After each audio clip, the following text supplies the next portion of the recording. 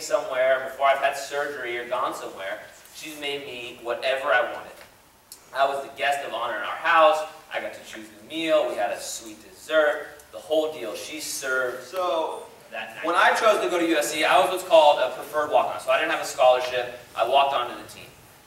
And when I was going to school, I had this awesome picture in my head and this awesome dream that God was going to use my story and an unlikely story of a walk-on becoming the star player for His glory. I had images of me proclaiming God after interviews and making huge catches, and all in Christ's name, right?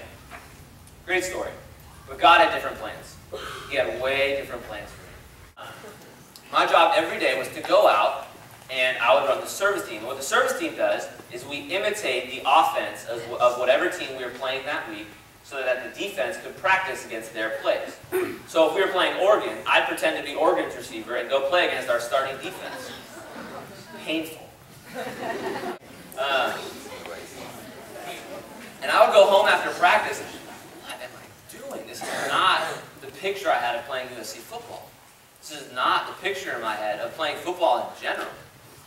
I realized that God had such different plans in mind for my years at USC and my time as a football player. Having a lot of catches and having that glory of being a great football player would have been great. But He had a different plan in mind to proclaim His glory. And His plan for me was to serve my team. On the service team, or by leading Bible studies, or by helping the young guys with their plays, or by encouraging them, or by being there on the sideline. His plan for me was to serve. 2 little points here. Number 1, we serve others because we love them. You serve your mom because you love her and you want good for her. And you serve the poor because you love them and you want them to know Christ and know the freedom that is in Christ. The second reason is what I really want to touch on.